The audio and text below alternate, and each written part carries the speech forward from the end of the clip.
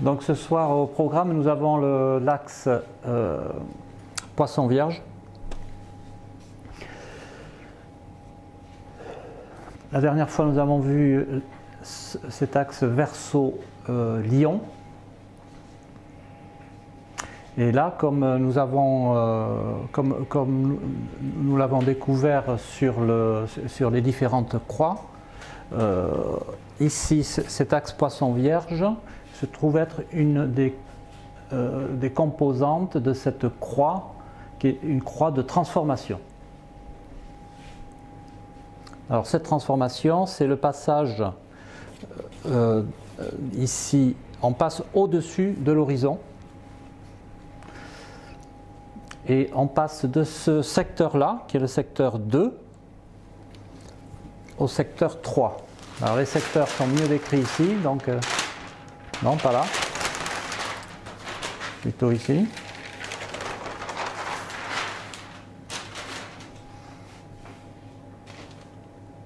Ici nous avons le secteur 1, secteur 2, 3 et 4.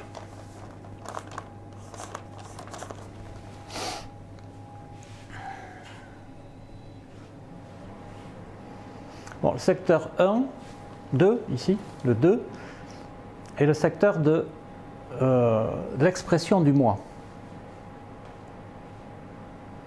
Bon. Je fais un résumé très rapide un petit peu du cycle global. Ici, nous avons la formation du moi. Sous l'horizon, nous avons ce qui caractérise le personnel ou l'intérieur avec la formation du moi et l'expression du moi. Et ici, on a le moi qui se fond dans le collectif extérieur, qui rejoint le collectif. Et ici, nous avons tout ce qui est extérieur au moi lorsqu'il s'affirme. Donc là, on voit que bon, cet horizon, la vie tournant dans ce sens-là, quand on arrive ici après l'affirmation du moi et qu'on passe l'horizon, on arrive ici dans le secteur des poissons.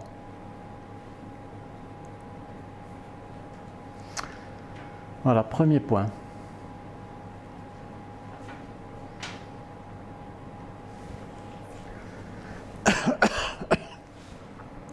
Bon. Alors pour bien comprendre le poisson, il faut comprendre bon, la particularité du secteur 3. On est toujours sur la partie gauche, ici, qui est l'expression de l'individu, le gauche, ici naissance de l'individu, mort de l'individu, et ici son expression en tant qu'individu incarné ayant un corps, un vécu bien identifié. Ici, cette zone-là concerne l'individu, mais tout ce qui va constituer sa personne qui va s'exprimer ici, qui va vivre là. Là, c'est les éléments constitutifs. Bon, on voit que les éléments constitutifs, en fait, il y en a 3. Ça, c'est les 3 étapes ici de la constitution de l'individu, les 3 étapes de l'expression de l'individu, et les 3 étapes ici de la fin de vie de l'individu. C'est l'individu qui va se fondre dans le collectif. Bon, il va vivre jusque-là, mais cette période-là, c'est la transition entre sa fin de vie et le début d'autres vies.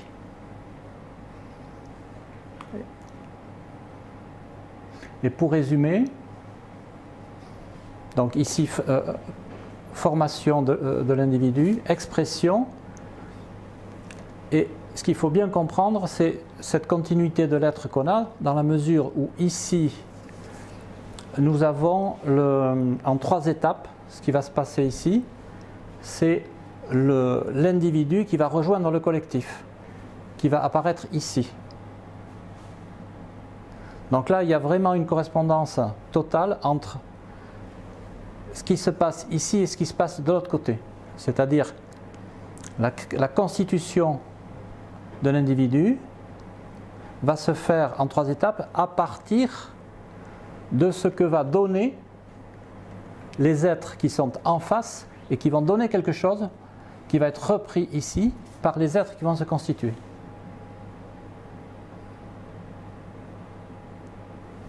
Bon, alors ici dans cette étape-là, constitution,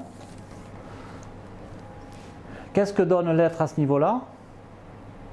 Une fois qu'il dépasse l'horizontale, il y a un lâcher-prise.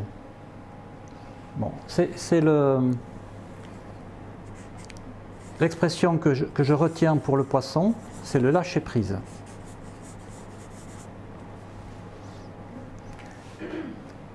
Il lâche quoi? Tout ce qui faisait, tout ce qui était l'objet de son affirmation, tout ce qui était important pour lui.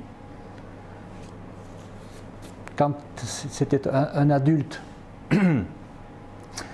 ici, bon, quand il est né avec un désir qu'il a affirmé lorsqu'il était en pleine affirmation, et là, eh bien, il va lâcher. Il va se trouver dans une nécessité de lâcher. Pourquoi? Parce qu'effectivement, il n'est pas éternel et qu'il faut qu'il prépare la suite. D'autres arrivent et ont également besoin de s'affirmer et sont prêts pour continuer ce qu'il a commencé lors de son affirmation, ce qu'il a fait lui. Il faut qu'il y en ait d'autres qui continuent, donc à un moment donné, il faut qu'il lâche. Mais là, dans cette période-là, c'est une période de transition, c'est-à-dire qu'il sait qu'il va s'arrêter, mais la rupture va se faire ici, quand on rentre dans l'ère du Verseau. Ça correspond à la prise de la retraite. Quand on rentre en retraite, il y a une rupture. Mais cette retraite, elle a été préparée. Alors là, on peut considérer comme ici, cette période-là, comme une préparation à la retraite. Donc lâcher prise, donc on est toujours dans les affaires, on est toujours en train de s'occuper de ce qui nous intéresse, mais on s'en défait progressivement parce qu'il y a le moment de la rupture qui va arriver. Et au fur et à mesure qu'on s'en défait, qu'on prend de la distance, qu'on minimise progressivement l'importance de son moi, parce qu'on sait que c'est les ordres qui vont continuer, eh bien, il y a tout un travail qui se fait au niveau de la Vierge qui permet que ce soit repris par les autres dans les meilleures conditions possibles. C'est le travail de mise en ordre qui est vraiment la spécificité de la Vierge. Il faut que tout soit clarifié avec la Vierge. Donc là, voilà, on arrive, c'est un petit peu la confusion au départ, parce que effectivement, moi j'ai fait tout ça, mais je laisse tout ça en suspens, mais il faut clarifier. Alors clarifier, ce sont des éléments du vécu, ici qui sont clarifiés, retravaillés. Dans quel but? Dans le but d'être utilisé au mieux par l'être naissant, qui va constituer son moi ici, et qui va utiliser tous ces éléments du vécu qui doit être pris pour constituer son propre moi. Donc là, on voit, et ça c'est très symbolique, comment la Vierge est au service du lion. Ça, on le retrouve dans la tradition religieuse, mais moi je trouve que les symboles religieux sont quand même assez parlants. Quand on voit à quel point la Sainte Vierge est au service de Dieu. Elle n'est que au service de Dieu. Elle est totalement au service de Dieu. C'est toute la symbolique de la Vierge qui va travailler à tout préparer pour donner pour les éléments qui conviennent pour l'émergence de nouveaux êtres. Donc là, quelque part, on va retrouver tout ce qui est vécu en cours. À ce niveau-là, tout ce qui est... la Vierge va faire un tri et elle va vraiment éliminer mettre de côté ce qui est nocif. C'est partie aussi de son travail.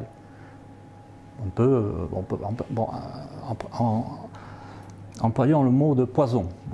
La Vierge tombe sur quelque chose qui est vraiment nocif, eh bien, elle le met de côté et ça va être éliminé au niveau scorpion. Bon, ça ne paraît pas évident comme ça, le scorpion est là, mais ça, on le voit très clairement au niveau du fonctionnement du tube digestif, dans la mesure où on a le tube digestif, l'intestin grêle essentiellement, qui est vierge. C'est ce travail de digestion qui est un travail de tri, qui est tout à fait vierge, parce qu'on va sélectionner ce qui est bon, qui a été déjà bien digéré par les organes du haut, et l'intestin, lui, il va sélectionner ce qui convient et ce qui va servir à l'organisme, et ce qui n'est pas bon, il va le rejeter. Et ce qui est rejeté est évacué directement par les sphincters qui sont de nature scorpion. C'est la mission du scorpion d'éliminer ce qui n'est plus intéressant. Voilà. Et ce qui doit être poursuivi, le vécu en cours qui a besoin d'être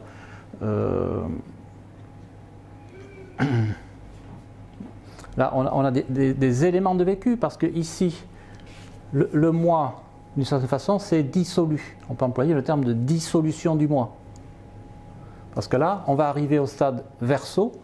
Pour que le verso soit bien, il faut qu'il soit libéré de toutes les contraintes pesantes liées à l'affirmation du moi ici. Il faut qu'il puisse faire ce qui l'intéresse quelque part. Il peut bénéficier aussi des bonnes choses, mais tout ce qui n'est pas abouti, tout ce qui a besoin de continuer, va ressortir ici et va être continué, repris par ces éléments-là qui vont travailler à la formation de nouveaux individus pour que ça continue. Moi je vois là aussi l'évolution de l'âme. Parce que à travers ça, on peut essayer de définir des éléments fondamentaux dont on parle toujours, mais on n'arrive pas à comprendre exactement ce qu'il y a derrière, ce que ça veut dire. Moi je mettrais ici âme.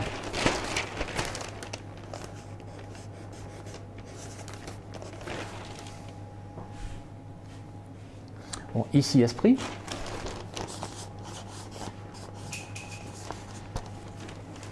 Et esprit corps. Et ici corps. Bon, la lune, ce cancer avec le corps, première vue c'est pas évident, mais on va voir que y a un lien.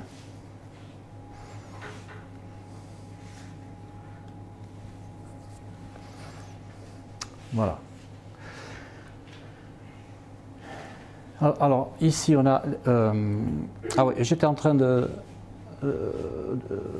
partir sur cette notion d'âme, et on peut se poser la question de savoir qu'est-ce que c'est exactement l'âme, parce qu'on emploie toutes les sauces mais c'est jamais très clair. Il y a l'esprit, mais quelle est la différence entre l'âme et l'esprit? Voilà. Alors moi je définirais l'âme comme étant la partie du psychisme qui concerne la personne, qui l'identifie comme étant différente des autres, qui la caractérise fondamentalement. L'âme concerne le vécu d'une personne. Et quand on passe à l'impersonnel, parce que pour moi ici, quand on passe ici au niveau impersonnel, pour l'expression de la pensée, eh bien, la pensée qui sert à exprimer l'esprit, on passe dans une autre dimension de l'esprit, du psychisme, qui est pensée-esprit, mais qui rejoint un grand tout qui a une notion d'impersonnel. Tandis que l'âme concerne la partie personnelle. L'affirmation de l'âme d'un individu va s'affirmer l'âme de l'individu va s'affirmer sur ce secteur-là. C'est là qu'on va voir quelle est son âme. C'est la façon dont elle va s'exprimer. Ici, elle se forme à partir, bon, ici, d'une émergence pensée-esprit, en reprenant par nécessité, il faut continuer. Donc, là, elle prend corps, une forme prend corps, et en même temps, dans ce corps, une âme se crée à partir de ces éléments-là. Une nouvelle âme se crée ici, s'affirme ici, et là, il y a obligation d'une dissolution. Voilà. Tout ce qu'on voit dans les différentes spiritualités qui fait appel à cette notion de dissolution du moi, c'est toujours en rapport avec ça. Dissolution, c'est-à-dire tous ces éléments du moi rejoignent un grand tout. Ici, on retrouve les éléments du tout qui vont être récupérés, utilisés par l'individu qui va naître ici. Là, on a la globalité, ça rejoint une globalité, mais de ce moi qui est en train de se dissoudre, là, on va trouver les éléments d'âme qui vont servir, qui vont être utilisés par l'individu qui va naître. Donc, moi je dirais que l'expression de l'âme, ici l'âme individuelle se forme à partir des éléments précédents, et ici, donc elle fait un circuit comme ça.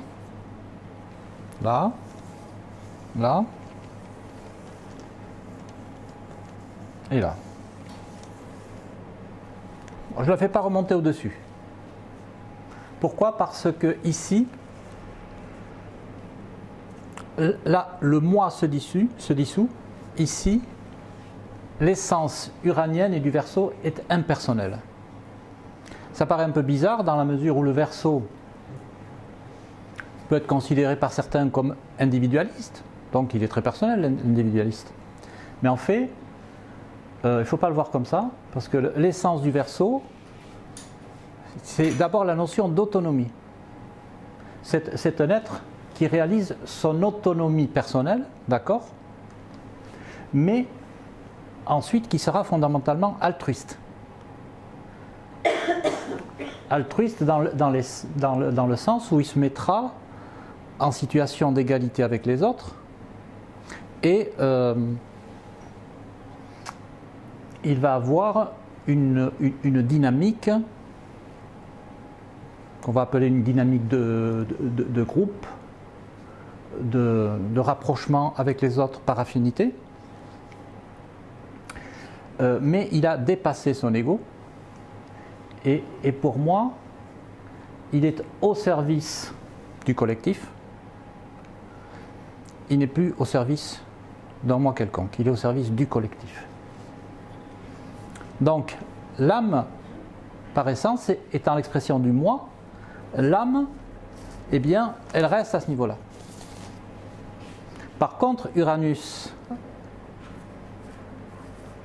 qui va permettre ici l'émergence de l'esprit créateur, on va dire, pour simplifier, c'est lui, de par ses qualités, qui va réanimer, revivifier les éléments d'âme qu'on a ici pour qu'elles puissent continuer leur chemin. Donc là, on voit, disons, le travail du psychisme humain avec ses différentes composantes. La nécessité de lâcher prise. Ici, sur cet axe-là, nous avons un rôle moteur du psychisme. Sur l'axe de la constitution qu'on a ici, sur le secteur de la constitution de l'individu, et sur ce secteur-là des êtres qui arrivent en fin de vie et qui doivent donner de leur être pour la collectivité, il n'y a qu'un axe qui est positif et dynamique, c'est celui-là. Voilà. Donc quand on arrive ici, L'objectif, c'est de concrétiser correctement celui-là, qui va émerger là, et qui est l'élément moteur, qui va utiliser les éléments d'âme pour constituer ici les animés, pour leur donner forme ici. Là aussi, cet axe-là n'est pas un élément moteur, parce que c'est l'esprit qui va venir. Bon, ici, pourquoi corps? Corps parce que, préalablement à la formation du psychisme, il existe un corps. Ce corps qui est l'héritage de la nature. C'est-à-dire toute l'évolution de la nature, de tous les règnes animaux, de tous les règnes du vivant, a eu pour objectif d'arriver à former un être vivant, un homme, qu'un psychisme va pouvoir habiter. Donc quelque part ça c'est donné, tout un travail de préparation, c'est donné par la nature, et ça va permettre l'évolution du psychisme. Donc ici, dès que le corps, parce qu'en même temps c'est le corps qui donne, qui est le réceptacle, donc il faut qu'il existe ce corps. Et une fois que ce corps est formé et qu'il existe, eh bien, il a en lui la possibilité de recevoir un psychisme, et tout de suite, les pensées vont pouvoir être captées, et un moi va pouvoir être construit en regard des êtres finissants, qui vont se projeter sur le futur et sur les êtres par rapport aux êtres naissants. Et c'est ainsi que le psychisme à l'intérieur d'un corps naissant va également se former pour permettre à l'âme de continuer son cheminement, son évolution.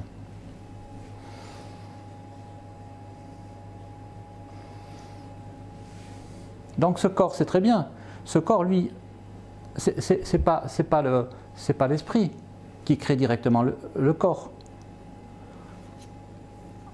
C'est les forces de la nature, c'est-à-dire que c'est les éléments, ici, c'est du vivant au début de la vie que les gens s'accouplent et vont procréer et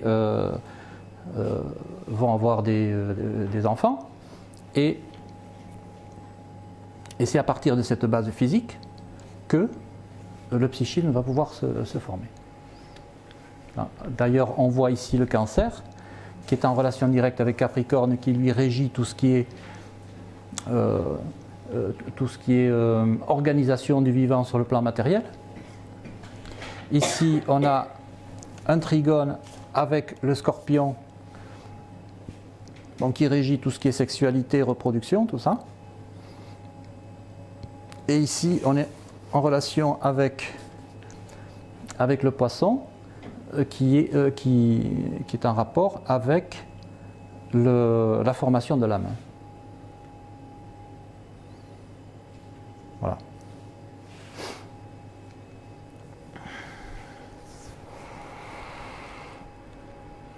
Donc, cheminement de l'âme, nous l'avons ici.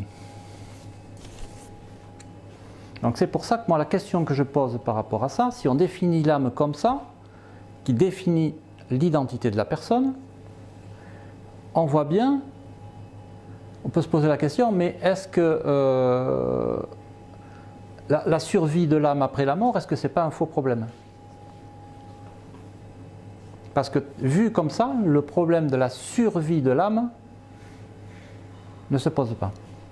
C'est-à-dire que moi, l'explication que je donne du renouvellement de la vie n'a pas besoin, à aucun moment, de penser qu'une âme ou un esprit puisse vivre par lui-même sans qu'il soit incarné. Ça, c'est quand même très important. Je dirais même mieux que si à un moment donné, l'âme va vivre sa vie quelque part et puis rester un temps, un moment pour se reposer, pour faire le bilan et tout ça, et puis revenir à un moment donné quand ça...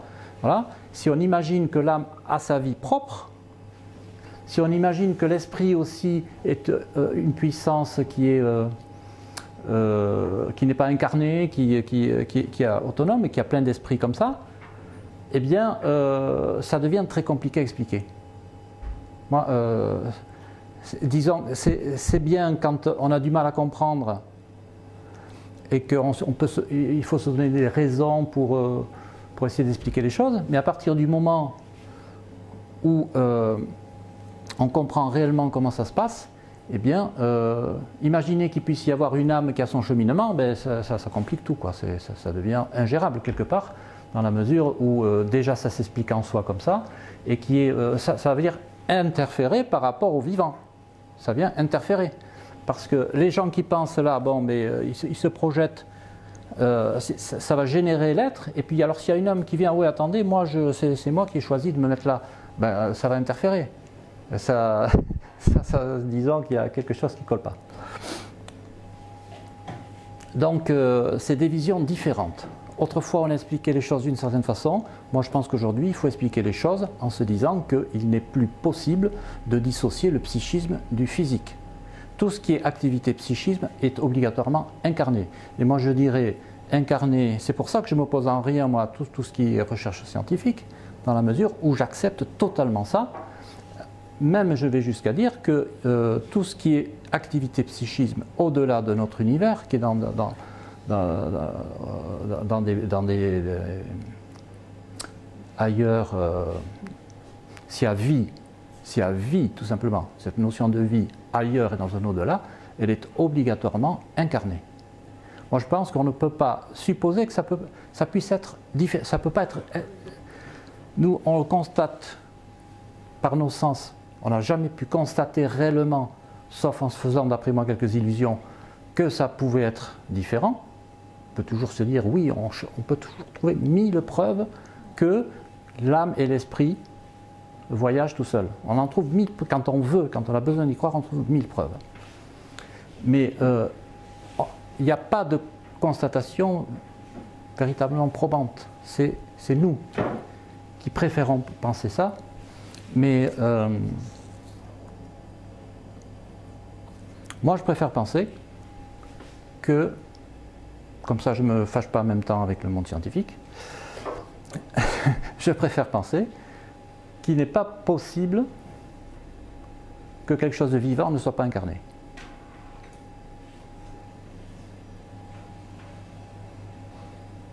Donc, j'aurais tendance aussi à penser que l'esprit qui vient d'ailleurs et qui a créé tout notre système solaire et qui a créé toute la vie ici à notre niveau,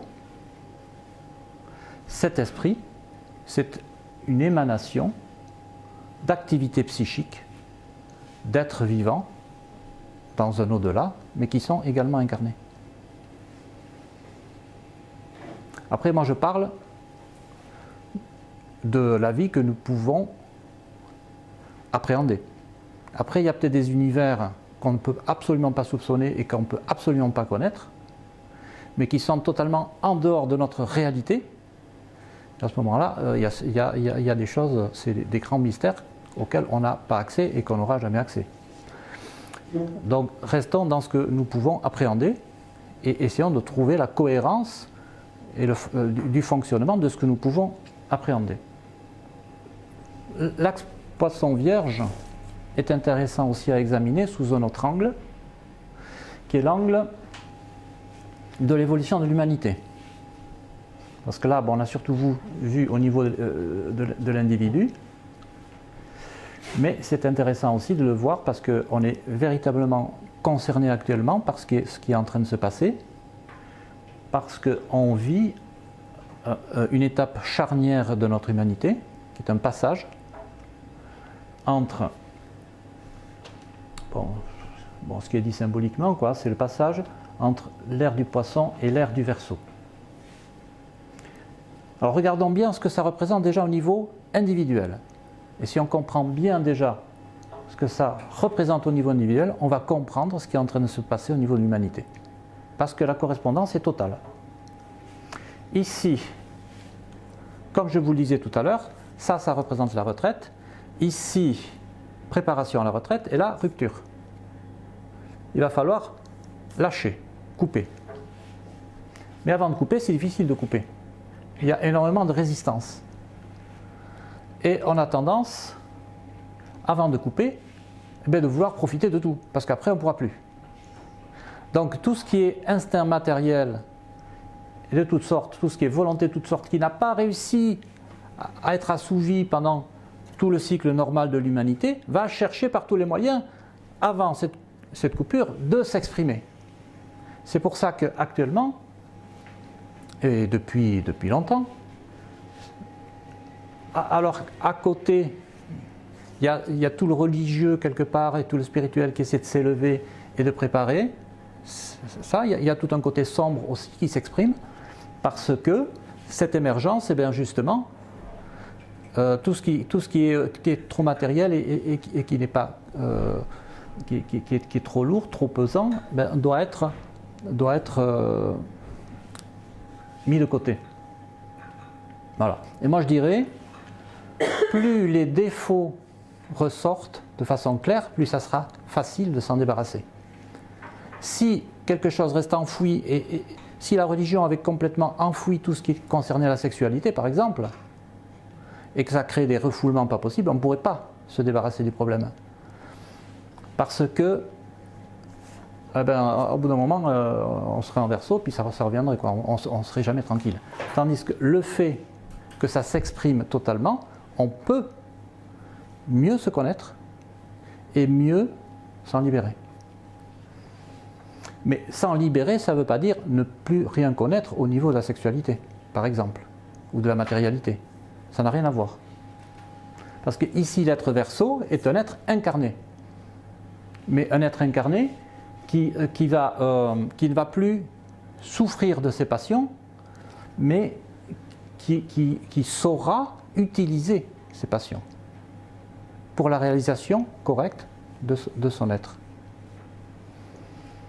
Donc ça suppose une certaine connaissance de lui-même, une certaine maîtrise aussi de l'étage, son étage inférieur, qui est lié à la matière, à ses origines, aux instincts, surtout aux instincts.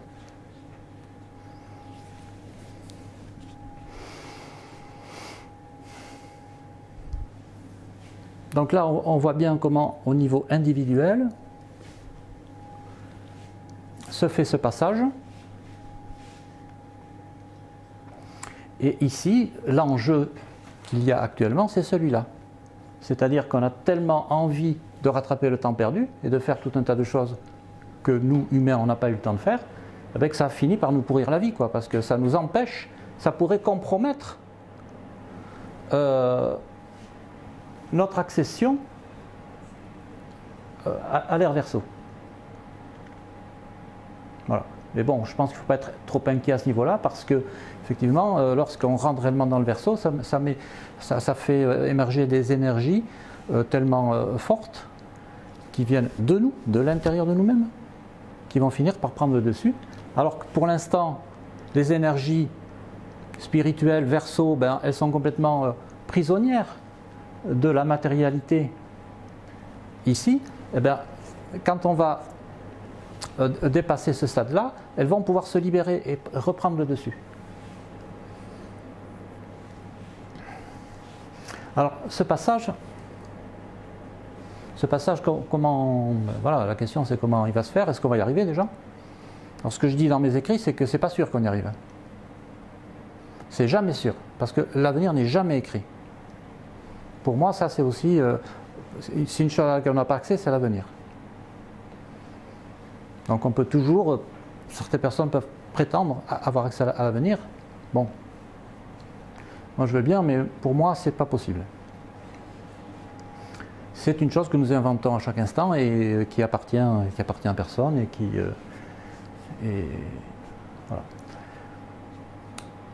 voilà. Alors, est-ce qu'on va y arriver?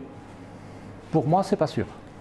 Pourquoi? Parce que il suffit de voir ce qui se passe au niveau individuel. Est-ce que tout le monde arrivent correctement à l'âge de la retraite et profitent correctement de l'âge de la retraite. Non. Il y en a qui prennent la retraite et puis qui tombent malades et puis qui meurent. C'est une catastrophe. Il a passé toute sa vie et puis il peut profiter de rien, il est mort. Bon, c'est bien dommage. Et il y en a qui n'en profitent pas. Bon. Il y en a qui meurent avant, bien sûr, hein, qui profitent.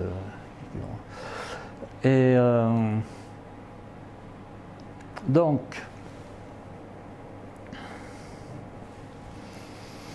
on peut considérer que l'humanité, c'est comme un individu, qui a beaucoup d'humanité. Il n'y a pas que nous, il ne faut pas croire qu'il n'y a que nous. Quand on pense qu'au niveau de notre galaxie, il y a des milliards de soleils, donc on peut s'imaginer qu'il y a de la place pour beaucoup de vie là-dedans, et qu'on n'est pas tout seul, qu'on n'est pas des humanités toutes seules. Alors il y a peut-être des humanités qui réussissent mieux que d'autres. Mais nous, on va peut-être se planter, pourquoi pas. Si on n'a pas été bien éduqué au départ, si on n'a pas eu les bons éléments, ou si on s'est mal démerdé une fois qu'on a eu de la liberté, on l'a mal utilisé, peut-être qu'il va y avoir la sanction et puis que on peut être décanillé. Bon, mais si on s'en sort, on peut très bien s'en sortir. Bon, c'est difficile à apprécier parce qu'on ne sait pas trop comment ça se passe ailleurs, comment ils sont exactement quand ils arrivent au stade Verseau, on ne sait pas trop dans quel état ils arrivent. Alors bon, c'est un peu angoissant parce que c'est vraiment une inconnue.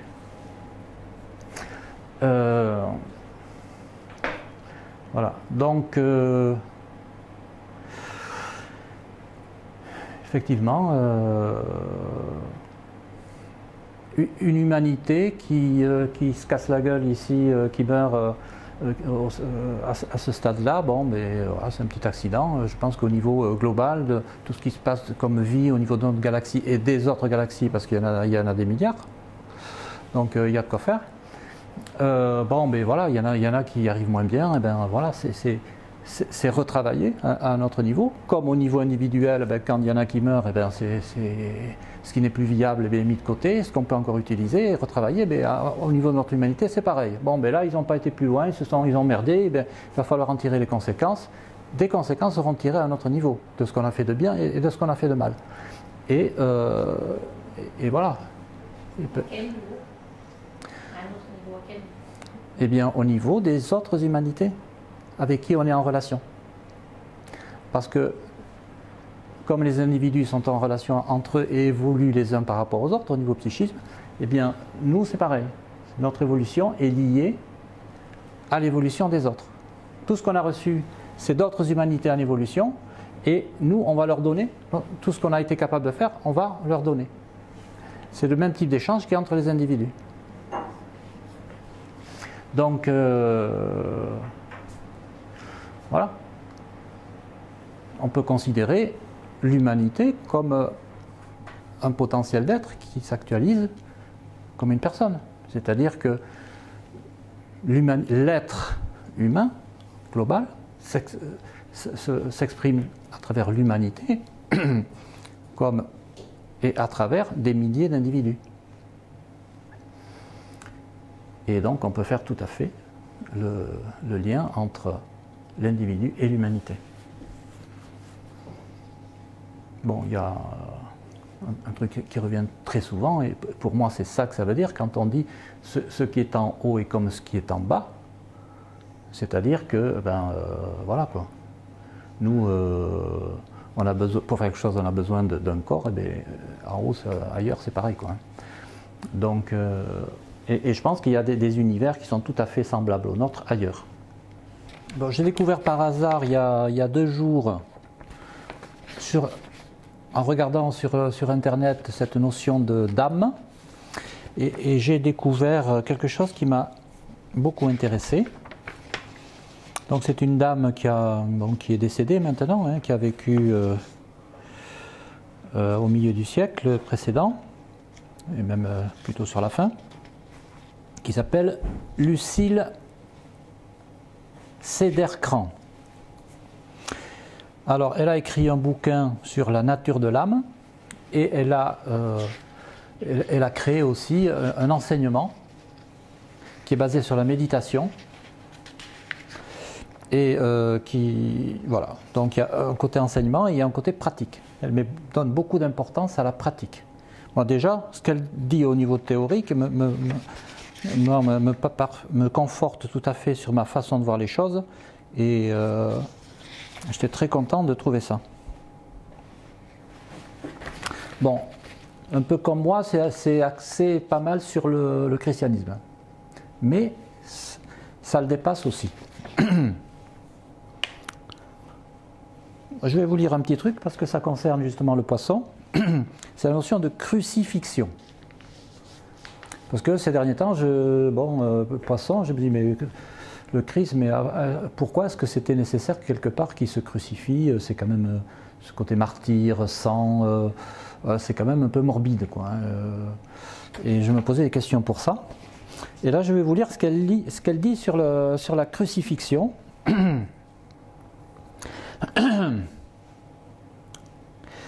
Alors, c'est pendant cette initiation que l'homme crucifie cette partie de son être qui le sépare de la personnification complète de son idéal spirituel, qui est représenté par le Verseau. Il sacrifie son ambition et ses désirs personnels pour la vie universelle qui habite toute forme. Il se donne complètement à cette vie, travaille pour elle et s'y subordonne. Donc là, on voit côté crucifixion du moi pour se donner à la collectivité, totalement, au service. Après avoir renoncé à ses désirs et ambitions personnelles, il revient travailler dans le monde. Ça, c'est un peu comme le retour du Christ. Il revient travailler dans le monde, pareil aux autres hommes, mais avec une différence. Son motif est l'amour de l'humanité et tout ce qu'il entreprend est pour le service de ses frères. Voilà, bon. Moi, ça m'a paru intéressant, parce que là, j'ai compris que la crucifixion, c'est des choses en nous qu'il faut crucifier. Et la crucifixion du Christ, c'est l'inverse qui s'est passé, c'est que lui, il a dit ça, qu'il fallait renoncer à soi pour s'ouvrir au spirituel. Et l'homme d'alors n'était pas prêt à ça et a voulu le faire taire, tout simplement. Donc, c'est la parole divine, quelque part, qui a été crucifiée parce que les gens n'étaient pas prêts, mais en même temps, en crucifiant cette parole, c'est ce martyr-là qui lui a donné la force, toute sa force. Parce qu'il est mort parce qu'il a dit ça, mais en fait, il se est rendu compte, mais merde, c'est vrai, on l'a crucifié, mais il n'a peut-être pas tort finalement. Et alors là, il y a du remords. Et il y a tout un travail qui se fait à partir de là, et une importance. La personne qui a été sacrifiée prend tout d'un coup, voilà, c'est un martyr qu'il faut réhabiliter absolument et qui va revenir, mais il revient à l'intérieur de chacun. C'est à nous, de faire vivre cette parole-là et de vraiment lui donner une consistance.